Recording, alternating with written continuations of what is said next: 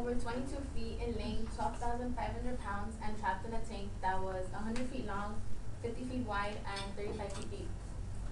The numbers might seem big, but if you're a killer whale, it is common sense that your home should be in an ocean. More than 2,000 dolphins and whales are being held in captivity in 343 facilities in 63 countries around the world.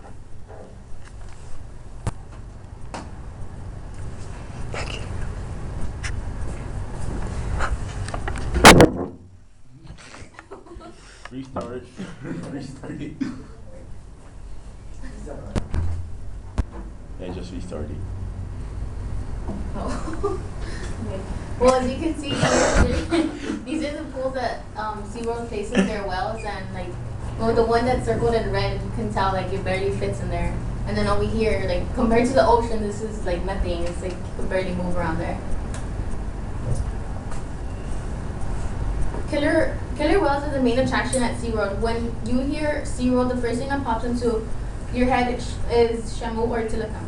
According to the website SeaWorld of Hurt, the estimated lifespan of a killer whale is 60 to 70 for males, and for females it is 80 to over 100 years old. Although for killer whales in captivity it is only 9 years. The killer whales at SeaWorld rarely make it to the life expectancy of their wild cousins. The idea of seeing killer whales do amazing performances with their trainers might cause temptations for some to want to take their family or even themselves to go and visit SeaWorld, but we should hold ourselves back and think about the animals and what they're being put through. After doing some research and finding out the way these killer whales are being treated, it changed the way I looked at SeaWorld. I've personally visited SeaWorld a couple times before I was informed about the mistreatment these animals were receiving at this theme park. I have not gone to SeaWorld since then, and I do not plan on doing so anymore. When I first saw the documentary Blackfish, I was shocked. I did a lot of research after to inform myself more about this problem, and I have also let people I know who like visiting SeaWorld know about this ugly and cruel side to this theme park. Killer whales often swim to 100 miles a day in the wild, whereas a killer whale at SeaWorld would have to swim the circumference of the main pool 1,900 times in one day to swim the same distance. With that being said, I would like to inform everyone about the bad that SeaWorld is causing for these poor killer whales, and hope that by the end of my speech, my presentation will in some way change the way you look at this problem, or at least have you aware of what is going on with these killer whales and not visit or plan on visiting SeaWorld. According to the website whaleFacts.org, unlike sharks, killer whales do not typically attack humans unless they feel threatened. In no known case has a human ever been eaten or attacked by a killer whale out in the ocean. They are the nicest mammals. They often travel in pods, which is another name for groups. Killer whales are protective over their young ones. Mothers usually give birth every 3 to 10 years after a 17-month pregnancy. At SeaWorld, killer whales are taken away from their children at birth and are separated into different tanks, or sometimes are sent to different parks. They do this because the trainers think that by having their kids with them, they will not perform or listen to their trainers. When a whale does not listen or does a trick right during their performance, they do not feed them and all the other whales, and that causes tension between them. They are smart enough to know which whale was the one to mess up, and when they are placed back into their pools overnight, they attack the whale that messed up. They sometimes even attack them during shows. And well, right here you can tell that the whales had attacked him, and that's why when he landed on the surface, he's bleeding, and up there too. And then that's how they separate them. Like you can see that there's 2 whales over there, and then they have them separated. Like I mentioned before, SeaWorld places their whales in small tanks where killer whales barely fit. There's a whale at SeaWorld whose name is Tilikum, and that whale has a bent fin.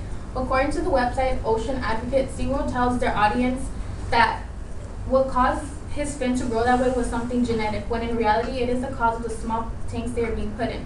The lack of space causes these animals to have defects like those of Tilikum. And well, this is Tilikum, and as you can see, his fin is bent, and this is a picture of him, and those are all the kids he's reproduced, and that they've had at SeaWorld. Killer whales are generally the nicest mammals and are extremely intelligent. The reason to their negative actions is because of the way they are being treated at SeaWorld. How would you like it if you were taken away from your family at a young age and never being able to see them again? Well, that is what they're doing to these killer whales that are being captured and taken to SeaWorld.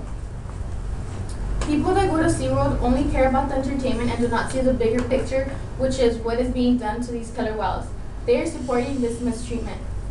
The solution to this problem is to stop supporting SeaWorld in their way of treating the killer whales and letting them loose. We should encourage other people to look into this problem and to inform ourselves and others to stop this like India did. According to the website ecorosi.com, in a wonderful move for wildlife, India has become the 4th country, along with Costa Rica, Hungary, and Chile, to ban captive dolphin and orca shows, those featured at parks such as SeaWorld. The way these animals are being treated should not be tolerated, and just like Bird from the documentary Blackfish says, it is time to stop the shows. It is time to stop forcing these animals to perform in basically a circus environment, and they should release the animals that are young enough and healthy enough to be released. We should boycott and also join protests to ban these parks from mistreating these innocent mammals.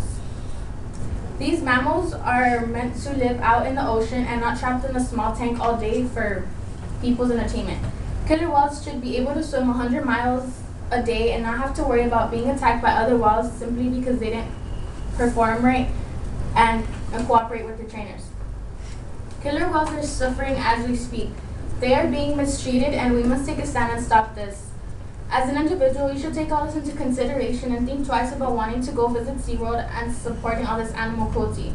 We should help these poor animals in getting released into the wild where their real home is at.